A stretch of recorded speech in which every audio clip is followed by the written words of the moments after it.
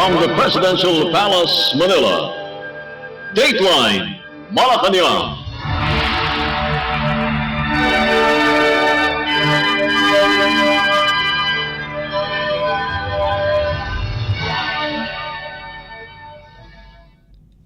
Good day, this is Dateline Malacañang and here are the news. Philippine President Ferdinand R. Marcos Jr. on Wednesday vowed to assist the Filipino fishermen whose fishing boat was rammed by an unidentified commercial vessel transiting the waters of Bajo de Masinloc. This after the Philippine Coast Guard or PCG reported that 3 crew members of the Filipino fishing vessel died, including its boat captain. In a statement posted on his official X account, the president said that he is deeply saddened by the deaths of the 3 fishermen, including the captain of the fishing vessel.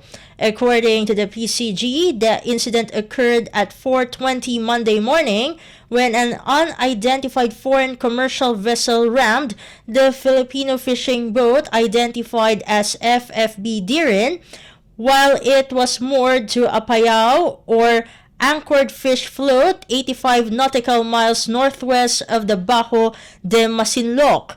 11 crew members survived the incident by using their 8 service boats to leave the vicinity waters and transport the deceased victims to the village of Cato in Infanta, Pangasinan Province. President Marcos said the PCG is currently backtracking and checking all monitored vessels in the area as part of its ongoing investigation. He asked the public to refrain from engaging in speculation in the meantime and let the PCG do its job and investigate. Bajo de Masinloc is an integral part of the Philippines over which it has sovereignty and territorial jurisdiction according to United Nations Convention on the Law of the Sea or UNCLOS.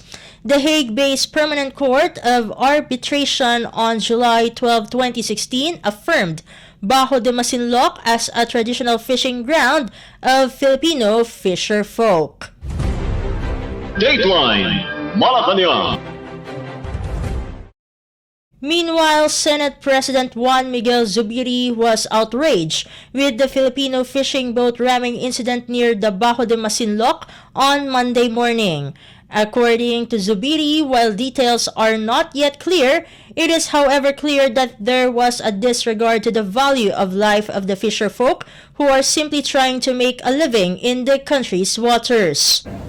We are extremely outraged and aggrieved by the fatal ramming of an identified vessel on a Filipino fishing vessel in the West Philippine Sea, resulting in the death and loss of 3 innocent lives.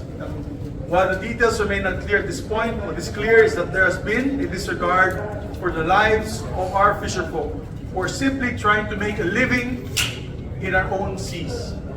We will not rest until we get to the bottom of this incident and identify the vessels that rammed into our fisherfolk. If it was an accident, we must figure out whether there was any attempt to assist our fishermen at all, as should have been done under international humanitarian law and under the United Nations Convention on the Laws of the Sea. I express my deepest sympathies to the families of our 3 fishermen, and I vow to help them seek justice for their loved ones. We await the report of the Philippine Coast Guard on the matter. In the meantime, House Speaker Martin Romualdez said that Philippine President Ferdinand R. Marcos Jr. has rightly and deeply expressed the nation's collective sorrow over the tragic incident near Bajo de Masinloc. In a statement, the House Speaker urged all parties and nations with interest in the area to work cooperatively, uphold maritime laws and international principles, and prioritize the safety and welfare of all individuals at sea. Dateline Malacañang. In other news stories, Philippine President Ferdinand R. Marcos Jr. on Wednesday said the double-digit drop in his approval and trust scores no longer came as a surprise considering the plight of Filipinos bearing the brunt of the sudden spike in the prices of rice. In a media interview on the sidelines of the rice distribution in Taguig City, Marcos said the present situation in the country makes it perfectly natural for him to earn lower approval and trust ratings. It's not surprising. People are having a hard time.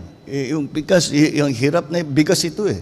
Ibang usapan pag bigas. It's different from anything else any other agricultural product.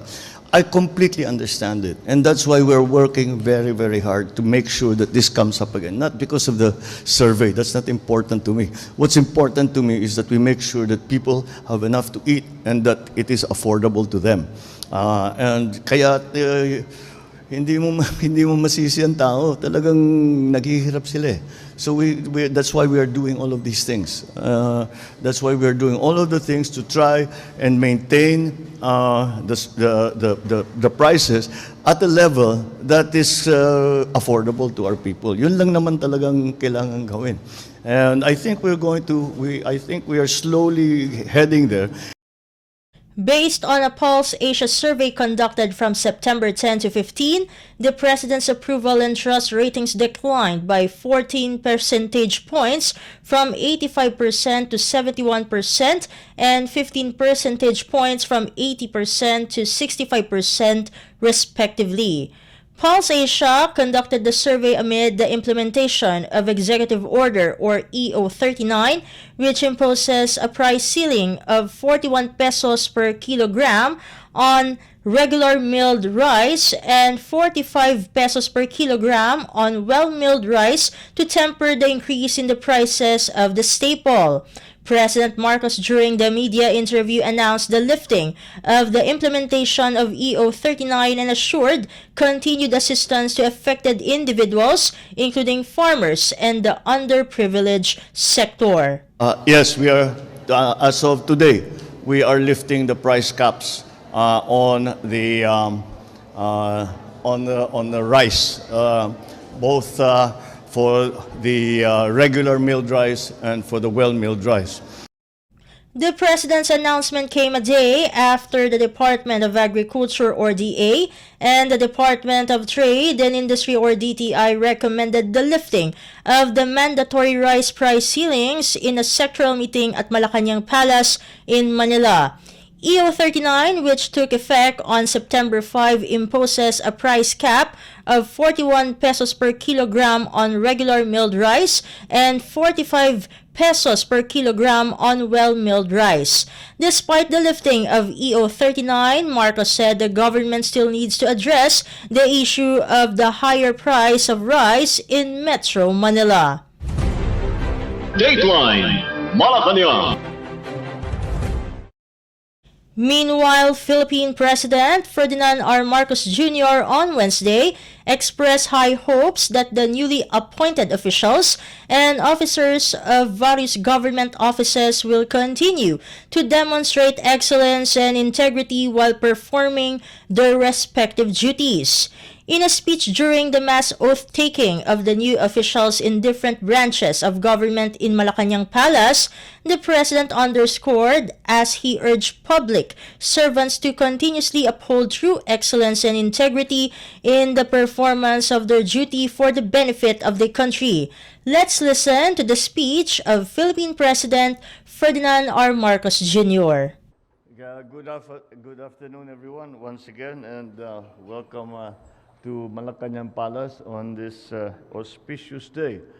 We witness the oaths of exemplary and honorable individuals who have been and who will continue to be assets to our country. These individuals are leaders and trailblazers on their own professions, exemplars of patriotism, of excellence, and wholehearted service throughout their careers and endeavors. And that is why I bestow on them the challenging but rewarding responsibility that their respective positions will entail. This is indeed a pivotal moment with you and your loved ones because this is a big break that will change the course of your future. This is also important for the nation and the offices and sectors you represent. For with your term comes the promise of new beginnings, new systems, new practices. You now have more opportunities to create improvements in your respective workplaces. And as appointed leaders, your unwavering commitment and even your mere presence daily are crucial to the sectors that you serve, to the performance of your respective mandates. As such, I trust that you will remain models of excellence and integrity, especially to your staff, stakeholders, and communities. This administration will spare no effort to provide the support necessary to address the pressing concerns that hinder development in the sectors of our communities under your authority. For the families and loved ones who are present here today, I ask that you give our newly appointed officials your wholehearted support as they embark upon this very important path. Public service is no easy task. Leading an office or a group with such a significant and influential role in the nation's affairs will be difficult, both for them and for you. Life in government will always be hard and challenging, but every service delivered brings purpose. It brings fulfillment. Pagtulungan natin maitaguyod ang bagong Pilipinas, kung saan ang mga mamamayan ay namumuhay ng pantay-pantay, ng mapayapa, ligtas, at makabuluhan. Congratulations to our new officers. Mabuhay kayong lahat. Maraming salamat at magandang hapon po sa inyo. The ceremony gathered appointed officials from the Philippine Coast Guard, or PCG, Bureau of Jail Management and Penology, or BJMP, and National Commission on Indigenous Peoples, or NCIP, as well as officers from the Press Photographers of the Philippines, or PPP, Malacañang Press Corps, or MPC, Malacañang Cameramen Association, or MCA, and the Presidential Photojournalists Association, or PPA. Dateline Malacañang. Philippine President Ferdinand R. Marcos Jr. tasked the Philippine Coconut Authority, or PCA, to come up with a general plan for the development and rehabilitation of the coconut industry as the agency carries out a massive coconut planting and replanting program. The President met with the PCA officials at the Malacañang Palace to discuss its proposed coconut planting and replanting project aimed at reinvigorating the coconut industry by planting 100 million trees from 2023 to 2028.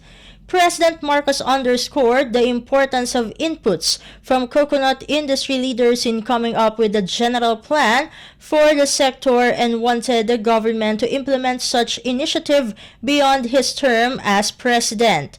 For the coconut planting and replanting project to gain traction, the PCA is recommending for the issuance of a memorandum circular that will direct all concerned government or national government agencies and instrumentalities and urge local government units, or LGUs, to undertake efforts in support of the project. Under the proposed planting and replanting program, the PCA targets to plant 20 to 25 million trees annually from 2023 to 2028, or 100 million trees. And through the proposed memorandum circular, the PCA wants concerned national government agencies to support the coconut planting and replanting. Under a memorandum of agreement between the PCA and coconut-producing provinces and municipalities, the LGUs will be encouraged to implement coconut planting and replanting, seed farm development, and coconut fertilization, among other activities. The PCA has launched a massive coconut planting program to address the impact of senilities and the typhoon destruction to the sector, noting that the last time that the Philippines implemented massive coconut planting program was in the 70s or 80s.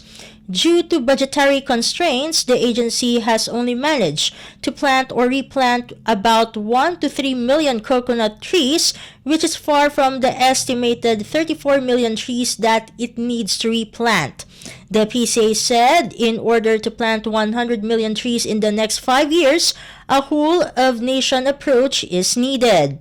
The PCA said among the challenges confronting the sector are increasing tree senility, bearing tree losses due to pests and diseases, natural disasters, and climate change impact.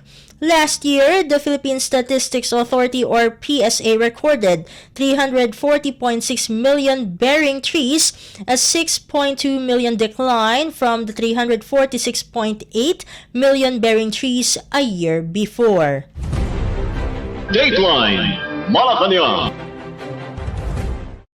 Philippine President Ferdinand R. Marcos Jr. has moved the country's observance of Cybersecurity Awareness Month from September to October every year to synchronize it with the international event.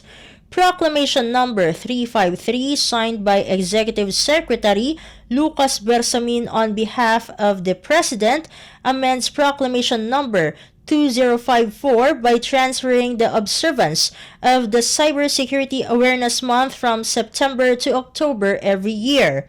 With this, President Marcos tasked the Department of Information and Communications Technology or DICT to lead the observance of Cybersecurity Awareness Month and identify the programs, projects, and activities consistent with international best practices for the yearly celebration.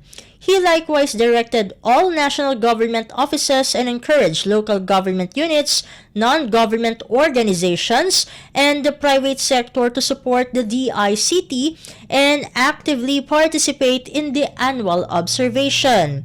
Cybersecurity Awareness Month aims to reinforce efforts to address strategic policy dimensions of cybersecurity, develop a national cyber defense capability, and create public awareness through intensified campaigns showcasing cybersecurity information.